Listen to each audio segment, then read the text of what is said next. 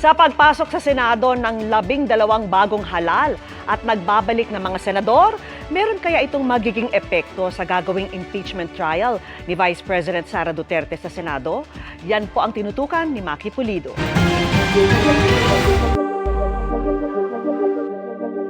Ang resulta ng eleksyon sa Senado ngayon, posibleng may epekto sa mabigat na tungkuling kakaharapin ng mga senador.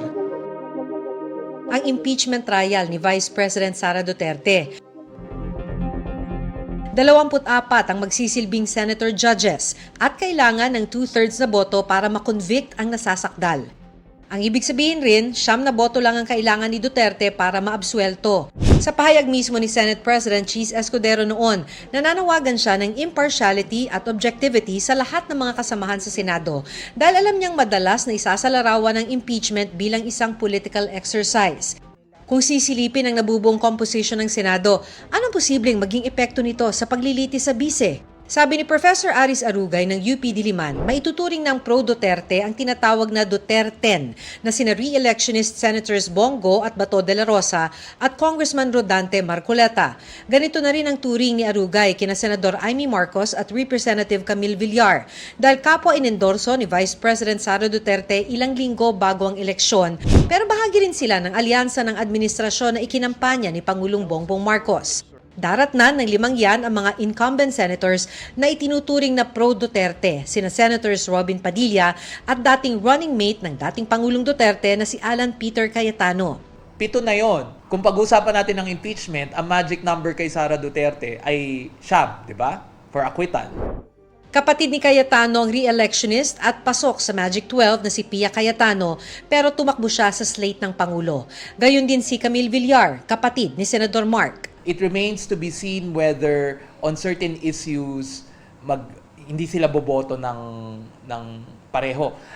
Historically, they tend to, yung mga magkakapatid, lalo na kung full siblings, ito yung impluensya nung dinastiya sa Senado. Magiging mahalagaan niya sa Administrasyong Marcos na manatiling kakampi nila ang ibang papasok na senador na tumakbo, may iba pa sa labas ng alyansa at Duterten. Kabilang ang iba pang may kapatid na senador o kapatid sa gabinete. Mahirap naman tansyahin ang iba pang tumakbo sa ilalim ng Marcos Duterte Unit Team noong 2022. Nariyan din si Senador J.V. Ejercito. Sabi ni Arugay, sa sistema naman ng politika sa bansa, wala masyadong timbang kahit magkasama sa partido o sa alyansa. Mas kakalkulahin nila kada suporta sa kahit anong inisyatibo, polisiya ng Marcos administration, mas titimbangin nila, what will I gain? At if this is costly para sa akin, kung madedehado ako dito, kakayanin ba ng reputasyon ko? Lalo na bala kong tumakbo ulit sa 2028? Kabilang sa iisipin ng mga senador ang kani-kanilang political survival lalo na't may full media coverage ang impeachment trial.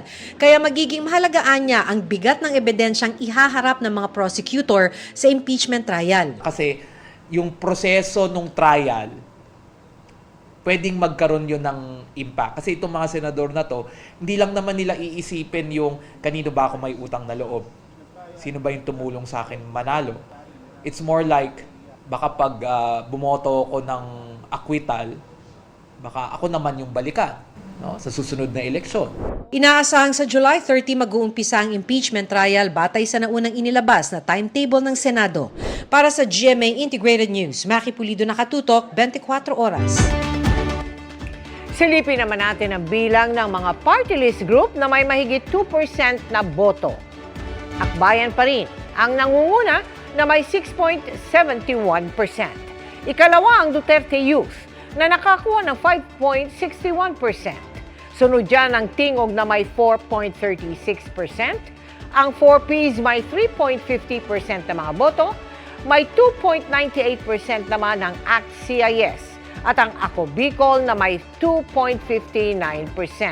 Ito po ang partial unofficial count as of 6:21 p.m. ngayong Miyerkules mula sa 97.37% ng clustered precincts. Nahuli kam sa China ang makapigil hiningang pagbagsak ng crane sa isang lalaki. Ang sinapit niya at ang iba pang balita abroad sa pagtutok ni Mark Salazar. Nakatayo habang nakatingin sa kanyang cellphone ang lalaking ito sa China. Ang ilan pang lalaki sa likod niya makikitang isa-isang nagtakbuhan. Hindi ito napansin ng lalaki na tutok pa rin sa kanyang cellphone. Hanggang sa bumagsak ang kable sa kanya at sinundan ng pagbagsak ng isang crane. Ang lalaking nagsiselfone maswerteng nakaligtas dahil sa mga concrete bricks kung saan siya yumuko. Sa ulat, may taas na 22 palapag ang crane. Ligtas din ang lalaking crane operator. Iniimbestigahan pa ang naturang insidente. Inanunsyo ng Vatican Press Office ang activation ng social media accounts ni Pope Leo XIV. Nananatiling Pontifex ang username ng Santo Papa sa social media platform na X o dating Twitter. Ito rin ang account na dating ginamit ni yumaong Pope Francis at Benedict XVI. May sariling account na rin sa Instagram ang Santo Papa. Sa May 18, nakatakdang magdaos ng inaugural mass para kay Pope Leo XIV sa St. Peter's Square. Sa Mexico, nagsasagawa ng political rally ang isang grupo nang biglang umalingaw-ngaw ang sunod-sunod na putok ng baril na pumatay sa isang mayoral candidate sa Veracruz. Agad namang nagpulasan ng mga tao. 3 iba pa ang nasawi sa insidente habang 3 iba pa ang sugatan.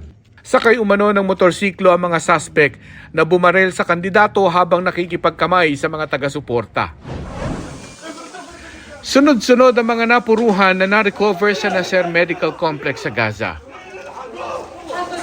Kasunod yan ang mga nangyaring pag-atake ng Israel sa naturang hospital kahapon. Sa isang pahayag, sinabi ng Israel na tinarget nila mga terorista ng grupong Hamas na nasa command center umano sa naturang ospital. Hindi pa tukoy kung ilan ang bilang ng mga nasawi sa pag-atake. Para sa GMA Integrated News, Mark Salazar, nakatutok 24 oras. Magandang gabi mga kapuso. Ako po ang inyong Kuya Kim na magbibigay sa inyo ng trivia sa likod ng mga trending na balita. Isang vlogger mula sa Davao Occidental may na-rescue na 2 kwago. Pero ang ginawa nilang ito, bakit pinuna ng kanyang mga followers? Lalaki mga mata ng followers ng vlogger na si Ryan sa pinost niyang ito. Hi guys, meron akong bagong alaga. Napaka-cute nila. Ang kanya kasi Felix, hindi pagkain o pasyalan, kundi 2 baby kwago. Napaka-cute nila guys, oh. Ang mga kwago na rescue niya raw sa kanilang taniman sa Malita, Davao Occidental. Magtatanim sana kami na ipag-isipan ng aking tatay. Sunugin muna yung mga makakapal na damo. Mayroon para nagpupugan na kwago doon. May biglang lumipad po na malaking kwago at mayroong 2 nagtakbuhan. Agad na raw itong pinakain at tinalagaan. Nag-research ako, ang kinakain pala nila ay mga daga, worm. Sinubukan ko pinakain sila ng isda at saka manok. Kumain naman po sila. Yung kinakain nila ito, black meat. Kanya rin itong pinangalanan. Pinangalanan ko sila Pagaspas at saka Lawiswis kasi dati. Parang nakikita ko sila sa Mulawin. Pero ang pagkupkup ni Ryan sa mga kwago, pinuna. Ibalik mo na lang, Mi, kung saan mo kinuha yan. Baka hinahanap na ng nanay yan. Please, surrender it to the authorities. Si Ryan may nais dinawin. Kuya Kim, ano na? Alam niyo ba ng ating kapuluan tahanan ng mahigit 20 species ng owl o kwago? Ang ilan sa mga ito endemic o tanging sa Pilipinas lamang makikita, gaya na lamang ng Philippine Scops owl o Otus megalotis. Pero tandaan, ang panghuhuli at pag-aalaga sa mga kwago paglabag sa Republic Act No. 9147 o Wildlife Resources Conservation and Protection Act. Kaya kapag nakakita ng mga ito, i-report sa kinauukulan. Bagay na ginawa naman daw agad ni Ryan. Nagkontak ako agad sa taga-barangay kung saan ko pwede i-surrender doon daw sa DNR. Pero dahil napakalayo raw ng opisina ng DNR mula sa kanilang sityo, pinahintulutan daw siya alagaan pansamantala ang mga batang kwago at papakawalan lamang ito kapag handa o malaki na sila. I-release ko na sana ito pero nakita ko po na hindi makakalipad. Mag-wait pa ako na 1 buwan. Pero anong klaseng kwago pa ang na-rescue ni Ryan sa Davao?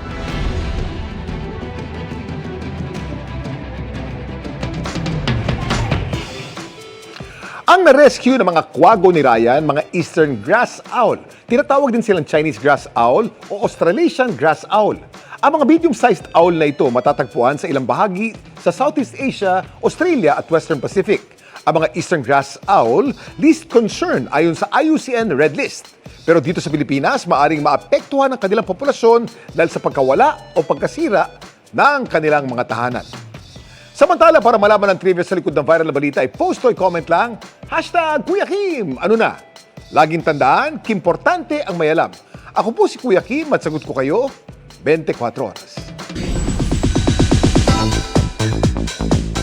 It's a double celebration para sa kapuso couple na sina Dennis Trillo at Jeneline Mercado na magkasunod lang ang birthdays. Ano kaya ang birthday wish ng mag-asawa para sa isa't isa? Makichika kay Lars Santiago. Ang inakalang photoshoot lang para sa kanilang upcoming GMA series na Sanggang Dikit. Extended birthday surprise pala ni Jeneline Mercado sa mister na si Dennis Trillo na nag-birthday nitong Lunes. Medyo nagulat kasi akala ko hanggang kahapon lang lahat ng mga surprise para sa akin. Ang wish ni Jen para sa kanyang mister, good health para sa kanya, para mas matagal pa namin siyang makasama. At maging masaya. At ano pa ba? Lahat nasa kanya na. sa darating na Huwebes, si Jen naman ang magdiriwang ng kanyang kaarawan. Pero may plano na ba sila? Check namin muna yung schedule kung walang work. Pwedeng kumain lang sa labas or sa bahay lang. Ganun lang. Simple lang daw ang wish ni Jen sa kanyang birthday. Sapat na magkakasama kami at healthy kami, walang magkakasakit. Napaka-importante ng health, lalo na sa pamilya, para mas matagal pa kaming magsama-sama at syempre makapagtrabaho kasi pag hindi ka fit and healthy, ang hirap gumalaw, 'di ba? At ang wish ni Dennis para sa kanyang misis, wish ko para sa kanya, sana dahil napakaganda nung pasok nitong taon na to, sana magtuloy-tuloy pa yung blessings para sa iyo at para sa pamilya natin. Siyempre yung health din, sana medyo nagkakaedad na kami at medyo napaka-demanding ng mga kailangan namin gawin dito sa show na to. Gusto ko lang lagi siyang maging safe sa lahat ng mga eksena at mga pangangalagaan niya yung husto yung talagang pangangatawan niya. sa ngayon, lubos na pinaghahandaan ng DenJen ang nalalapit na pagpapalabas ng kanilang TV comeback project. Bago po magsimula yung taping, marami na kaming preparations na ginawa. Like yung gun handling, yung training sa yung mga tamang forma sa pagkilos bilang alagad ng batas po. Nung una, lalo na sa baril kasi talagang takot ako sa baril, hindi ako sanay humawak ng baril. At yung tunog ng baril, yun yung pinaka-ayoko. Pero ngayon, parang medyo nasasanay na rin. Nasanay na. Lars Santiago, updated sa showbiz happenings. Sumiklab ang sunog sa isang residential area sa Caloocan.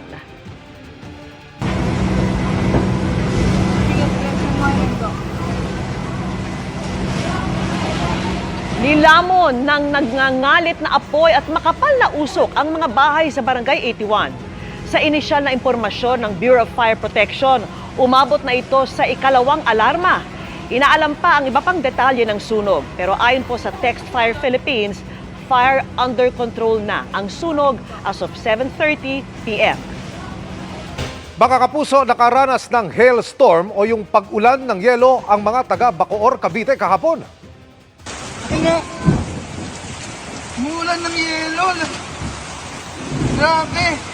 Umuulan ng yelo. Manghang-mangha ang ilang residenteng naligo sa kasagsagan ng ulan pasado alas 5 ng hapon kahapon. Hindi naman gaano kalalaki ang yelo na namataan ng mga residente. Nagkakaroon ng hailstorm kapag may matinding thunderstorms.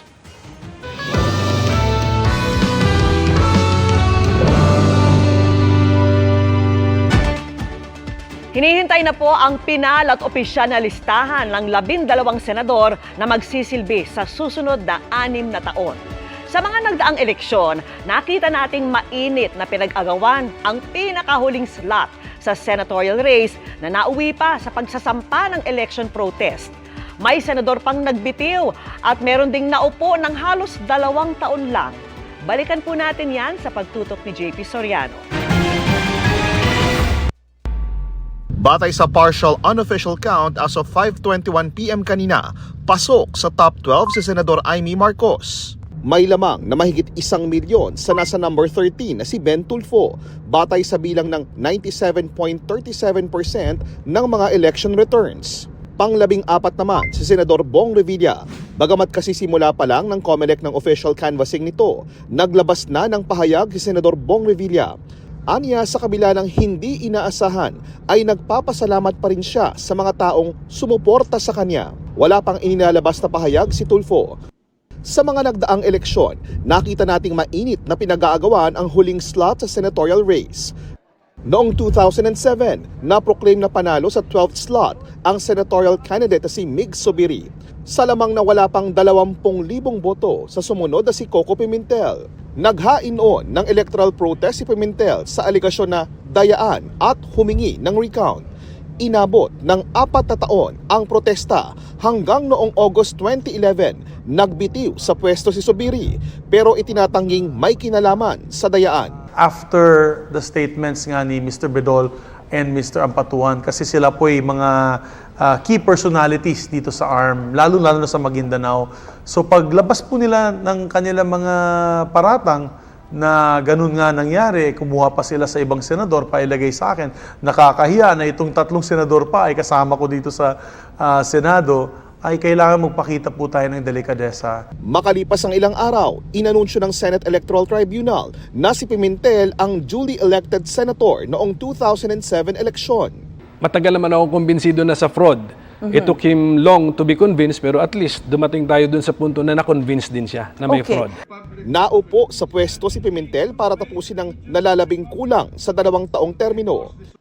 Noong 2001 naman, 13 posisyon ang pinagbotohan sa Senado. Ang panlabing-3 maglilingkod lang ng 3 taon dahil pupunuan niya ang nalalabing termino ni Senador Teofisto Guingona na itinalagang vice-presidente ni Pangulong Gloria Arroyo. Nakuha ito ni Gringo Honasan pero nanindigang siya dapat ang panlabing-2 na hawak noon ni Ralph Recto. Pinitisyon niya ito sa Korte Suprema na binasura rin ng hukuman. Naghain din si 14th placer Juan Ponce Enrile ng election protest. Nakalaunan ay binawi rin niya. Ang panalo ni Rodolfo Biazon na nasa ika-12 pwesto noong 2004, magkahiwalay na ipinitisyon ng 13th placer na si Robert Barbers at 15th placer na si John Osmeña. Ang boto ni Biazon at Barbers mayroon lang noong mahigit 6,000 pagitan. Dinismiss ng Korte Suprema ang petisyon ni Barbers habang binawi naman ni Osmeña ang inihain niya sa Senate Electoral Tribunal. Pinalagan din noon ni Francis Tolentino ang nakuhang 12th spot ni Laila de Lima sa 2016 elections.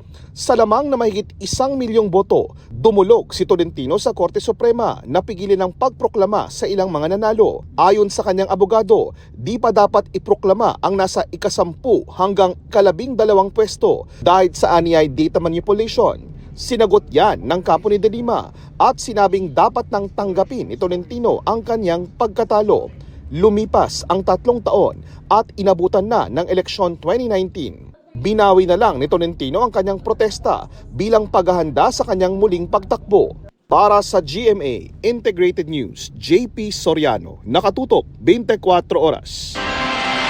6 ang sugatan sa karambola ng 4 na sasakyan sa EDSA, Quezon Avenue Tunnel. Bago ang karambola ay may away kalsada munang inaawat ang isang pulis. Nagtatalo ang mga driver ng 2 UV Express kaya nakahinto ang mga sasakyan nila sa tunnel. Maya-maya'y nabangga na sila ng isang bus. Kwento ng bus driver, hindi niya napansing nakatigil ang 2 UV Express.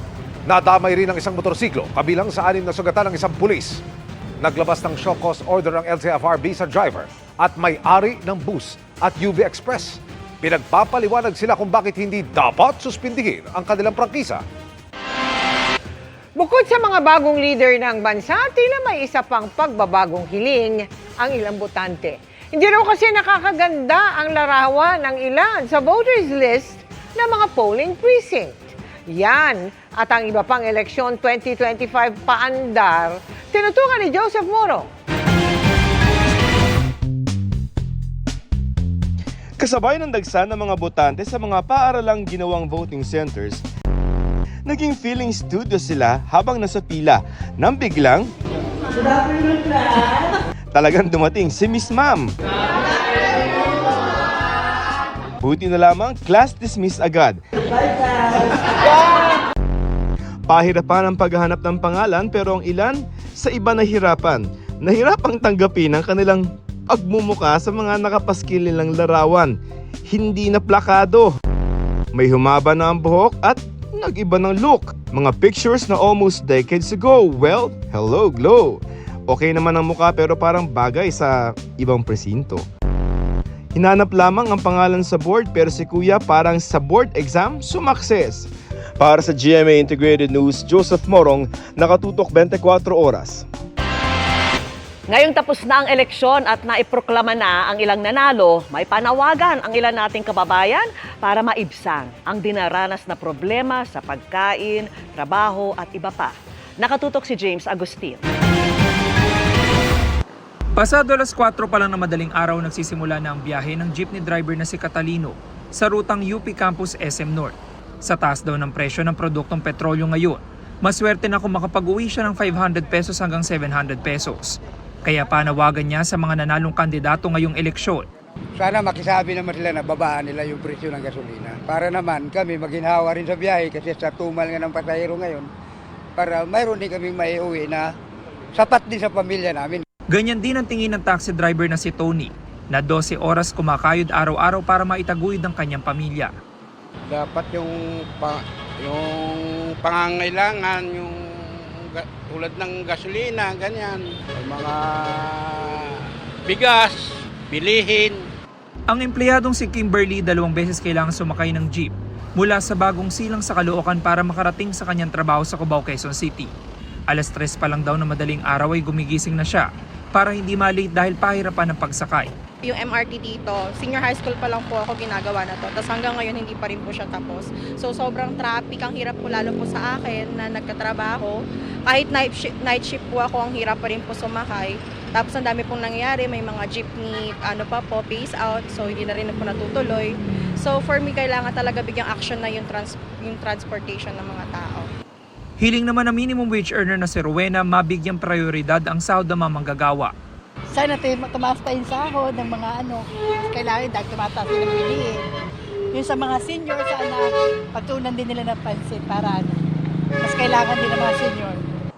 Para sa GMA Integrated News, James Agustin, nakatutok, 24 oras.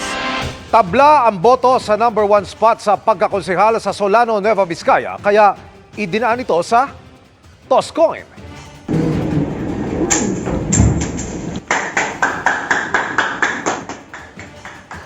Pinangunahan po ng Municipal Board of Canvassers o MBOC ang Toss Coin dahil parehong may 13,451 votes sina Tomas Dave Santos at Clifford Tito na nangunguna sa bilangan ng boto.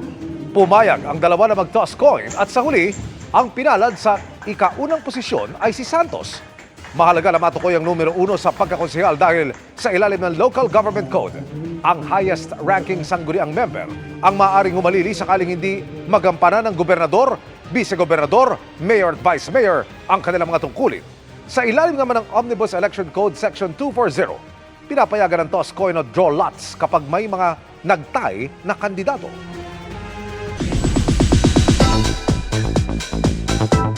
Tampok si Mateo Gudicelli sa bagong documentary ng GMA Public Affairs na Philippine Defenders. Kwento ito sa dedikasyon, sakripisyo at katapangan ng ating mga sundalong Pilipino. May chika si Aubrey Carampel.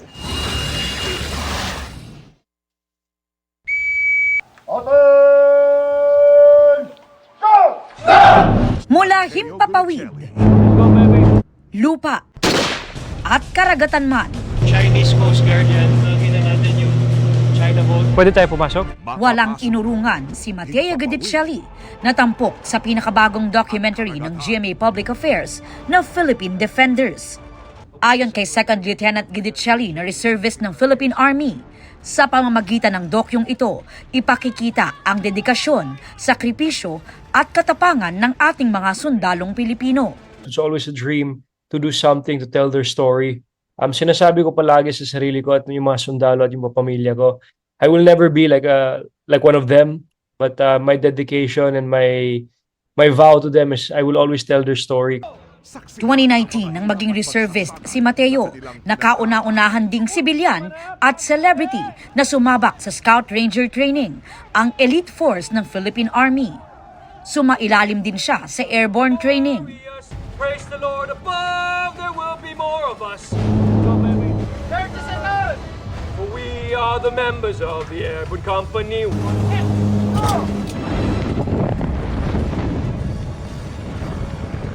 Woohoo! Baby, thank you, Lord! Bukod sa first-hand experience sa military training, ipakikita rin sa docu ang kalagayan ng ating mga sundalong nakadestino sa West Philippine Sea. Nandyan palagi sila, sir. Hindi sila umalis. West Philippine Sea! Adido! Kung nakikita mo kung anong mga supplies na meron sila, kung anong ginagawa nila, talagang kailangan, it has to be given more importance. And I hope after this PH Defenders docu, people will start talking about it, talking more about it, about the West Philippine Sea, giving more attention to our soldiers that are there.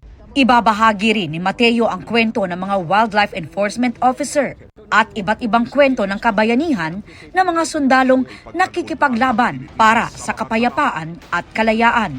So nung nagising kayo sa ospital, ni-amputate na yung leg nyo? Yes, doon pa lang si RSR alam ko na. Personal daw na nakita at narinig ni Mateo ang iba't ibang kwentong gaya nito na nais din niyang ibahagi at malaman ng mas marami pa nating kababayan.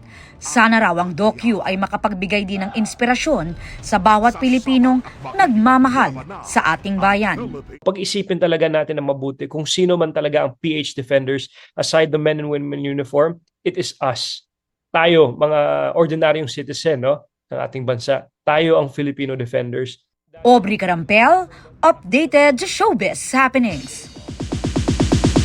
And that's my chika this Wednesday night. Ako po si Iya Arellano. Miss Mel, Miss Vicky, Emil. Thanks, Iya. Salamat sa iyo, Iya. Thanks, Iya. At yan ang mga balita ngayong Miyerkules. Ako po si Mel Tiangco. Ako naman po si Vicky Morales para sa mas malaking misyon. Para sa mas malawak na paglilingkod sa bayan, ako po si Emil Sumangil. Mula sa GMA Integrated News, ang News Authority ng Pilipino. Nakatuto kami 24 oras.